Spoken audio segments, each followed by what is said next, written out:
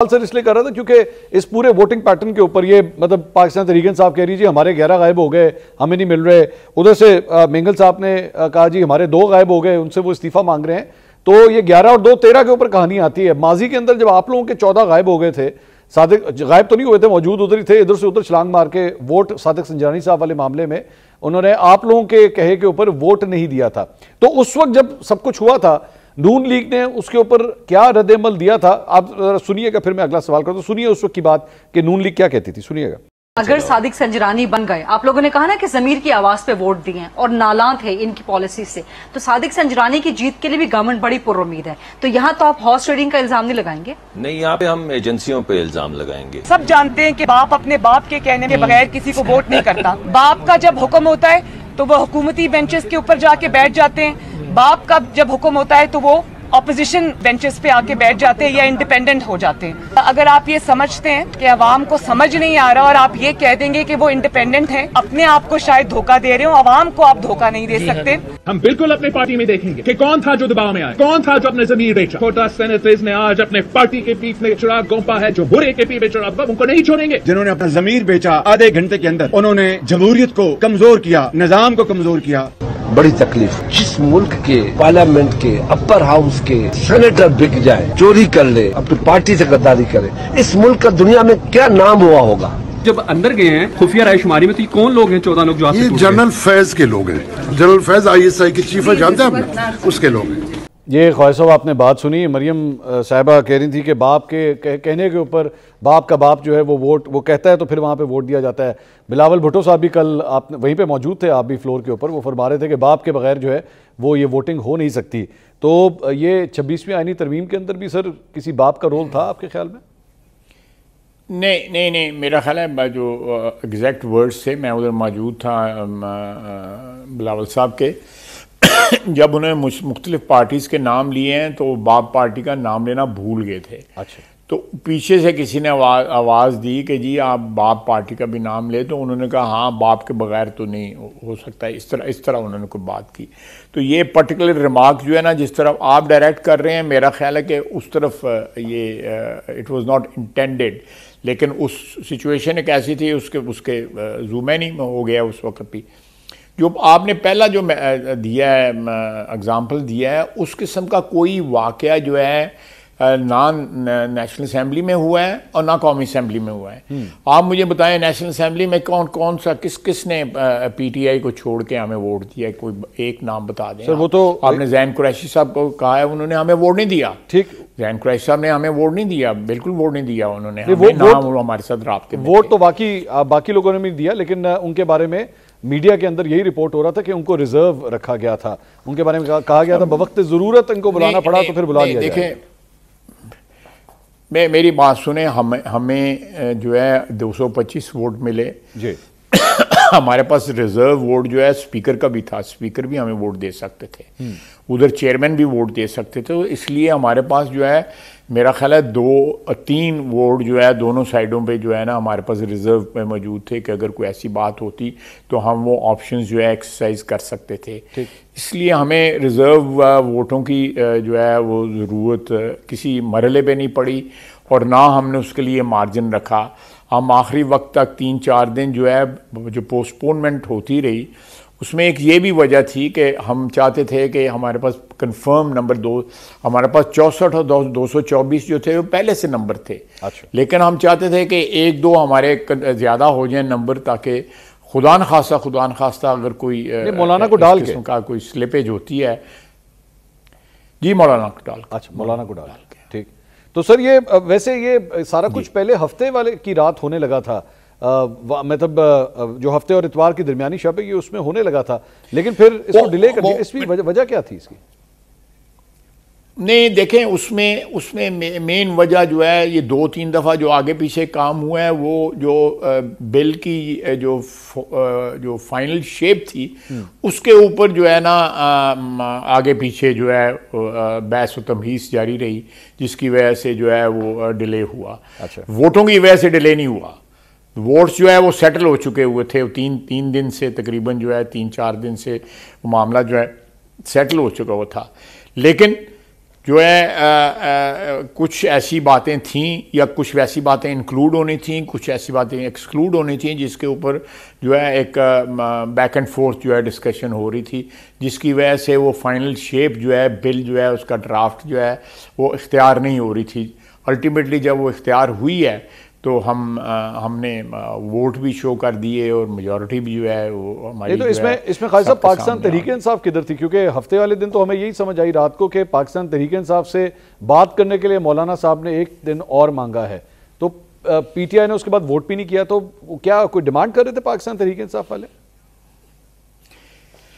नहीं, पाकिस्तान तहरीक इंसाफ ने तो जो मुसव्वदा जिस कमेटी ने फाइनल किया था उसमें उन्होंने कहा था, ये दे आर ऑन रिकॉर्ड, कि हमें दो चीज़ों पे इख्तलाफ था, वो चीज़ें नहीं रहीं, तो हम बिल्कुल मुत्तफिक हैं इस मुसव्वदे के साथ। ठीक है, ये 3 दिन पहले की बात है।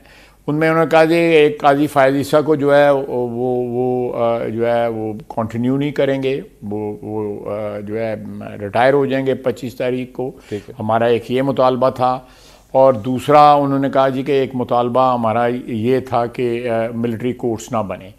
और जब ये दोनों चीज़ें नहीं हैं तो हमें इससे बिल्कुल कोई इख्तलाफ नहीं है इस मुसव्वदे के साथ। ये एक कमेटी में उन्होंने कहा, ये बात जो है को मैं खुद नहीं बयान कर रहा, आपने मीडिया ने भी ये रिपोर्ट किया। तो मैं समझता हूँ कि जो मुलाकात हुई बानी पीटीआई के साथ उनकी, बानी पीटीआई ने उनको कहा कि आपने वोट नहीं डालना, अदरवाइज़ जो लोग उनको मिलने गए थे वो वोट डालने के ऊपर तैयार थे, और कमेटी के अंदर उन्होंने बरमला इस बात का इजहार किया था।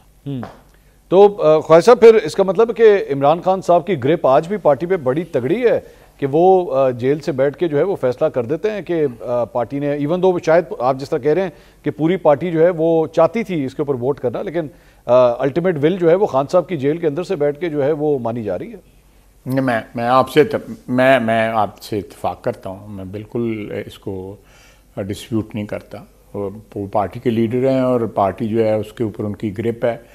वो पार्टी जो है उनकी जो पॉपुलैरिटी है उसके ऊपर मैं जो भी एस्टीमेट उसका लगाऊं, वो पार्टी के लोग जो हैं उनके मरहूने मिन्नत हैं कि वो उस नाम पे से या उस जो भी है उसके ऊपर इलेक्ट होके आते हैं। तो फिर ख्वाजा साहब, बेहतर ना होता कि निगोशिएशंस का ये जो प्रोसेस था इसमें बैरिस्टर गौहर को शामिल करने के बजाय खान साहब को शामिल किया जाता?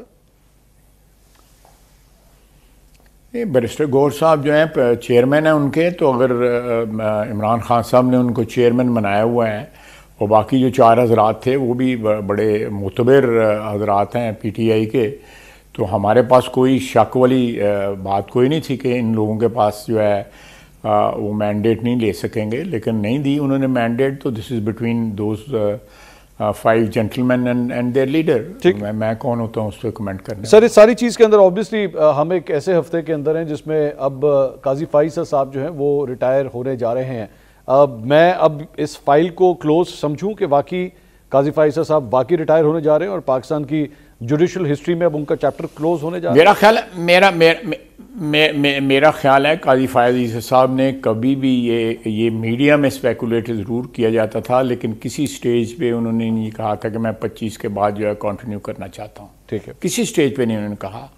आप कोई ऐसी इंडिकेशन दे दें मुझे जहाँ उन्होंने, मैं समझना is a very honourable man, और वो किसी एक्सटेंशन के चक्कर में या किसी और चक्कर में जो है कि जी जिस तरह चीफ जस्टिस इस वक्त एक सियासी जो है आप कह सकते हैं अरीना बन गया हुआ था सुप्रीम कोर्ट पिछले 5-6-7 साल से, जब से मियां नवाज शरीफ के ख़िलाफ़ साजिश शुरू हुई, तो उसके बाद जो है मैं समझता हूँ कि सुप्रीम कोर्ट में जितनी सियासत जो है वो हुई है 5-6 साल के अंदर जो है 2014-15 ऑनवर्ड्स जो है, उससे पहले भी थी। मैं 2007-8 के बाद जो है सियासत जब शुरू हुई है सुप्रीम कोर्ट में, अदालती जो है एक सियासत ब्रांड नया निकला है। मेरा ख्याल है कि मैंने अपनी सारी उम्र में उतनी सियासत नहीं की जितनी इन जजों ने जो है वो 6-7 साल में कर दी है। ख्वाजा साहब, ये वैसे आप ढके छुपे अल्फाज में भी जवाब दे सकते हैं, या आपने कल जहाँ पे तकरीर की थी उसकी 7 वाली बिल्डिंग से कोई पैगामात वगैरह भी आते थे कि जनाब जाने दें 26वीं तरमीम को, जो सिस्टम चल रहा है उसी को चलने दें? मुझे नहीं है। मैं जो है ना अपनी पार्टी में उन लोगों में शामिल नहीं हूँ जो नेगोशिएशंस में शामिल हो। आपने देखा होगा ये पिछले 15-20 दिन में आप मेरी कहीं शक्ल नहीं में नज़र आई होगी आपको। मेरी एक्सपर्टीज़ नहीं है। मेरी एक्सपर्टीज़ जो है वो असेंबली का फ्लोर है। जितनी देर सियालकोट के लोग मुझे भेजते रहेंगे वो मैं अपनी एक्सपर्टीज़ जो है वो डेमोन्स्ट्रेट करता रहूँगा। बाकी ये नेगोशिएशंस करना, I am a very bad negotiator जो है मैं दुकानों पे भी जाकर कोई चीज़ खरीदता हूँ तो उसका भाव नहीं करता, जो मांगे जाते हैं पैसे में दे के खामोशी के साथ निकल आता। आखिरी तो ये नेगोशिएशंस नहीं मैं कर सकता नेगोशिएशन। दूसरा ये है कि ये जो पैगाम रसानी होती है, I am a bad messenger also. आप जैसे लोग मुझे फिर टकर जाते हैं, सवाल पूछ देते हैं, मैं आज सब कुछ बता देता हूँ, तो मेरी पार्टी वाले कहते हैं इनू ना ही दसो तो चंगी गल नहीं। एक दो दफ़ा तो खालिद साहब ये मैं खुद भी आपके इंटरव्यू के बाद भुगत चुके हैं, मैं और आप दोनों भुगत चुके हैं, जो उसके बाद एक फॉल बैक आया था। लेकिन इसका मतलब मैं बात सही कह रहा हूँ ना? नहीं, आप सही कह रहे हैं, मैं आपकी बात से एग्री कर रहा हूँ। लेकिन आपकी मौजूदगी का फायदा उठाते हुए आखिरी सवाल खालिद साहब, जनरल फैज़ का कोर्ट मार्शल प्रोसीडिंग्स, खालिद साहब उसके बारे में क्या अपडेट है? क्योंकि जाहिर बात है लोग पूछते हैं कि जनाब क्या बना है उस मामले का। देखिए एक और मेरा एक और नुक्स है, वो तो आपने इंडोर्स कर दिए हैं। वो ये है कि I am not a very inquisitive person. अच्छा। मुझे ये जो खुरक होती है ना चीज़ें पता करने की, वो मुझे उस खुरक से जो है ना बिल्कुल मैं आ रही हूँ, इसलिए मैं पूछता नहीं हूँ। मुझे मिल जाए कोई इन्फॉर्मेशन को, आप जैसा बंदा मुझे कोई गपशप में बता दे या कोई मेरी पार्टी का कोई लीडर को बता दे, कोई मेरा कुलीग बता दे तो मिल जाए। अदरवाइज मैं ये इधर उधर पूछता फिरता नहीं हूँ, बिल्कुल नहीं। अब बाय द वे कोई if I come across some sensitive information तो मैं ज़्यादा देर नहीं लगाता, तो वक्त आने के ऊपर जब मेरी दानिश में मुनासिब वक्त हो तो मैं आप लोगों के साथ वो गपशप में जो है टीवी के ऊपर बता भी देता हूँ। तो अभी तक जनरल फैज़ के हवाले से कोई इन्फॉर्मेशन मिली है सर आपको? कुछ रह भी गई हैं, मुझे कोई इन्फॉर्मेशन नहीं है, बिल्कुल इन्फॉर्मेशन नहीं है जनरल फैज़ के। जनरल फैज़ जाने और उनकी जो इंस्टीट्यूशन है जिसके साथ उन्होंने सर्व किया है, कमीशन से लेके लेफ्टिनेंट जनरल तक, मेरा ख्याल है ये जो इस्तेकाक है उस इंस्टीट्यूशन का है।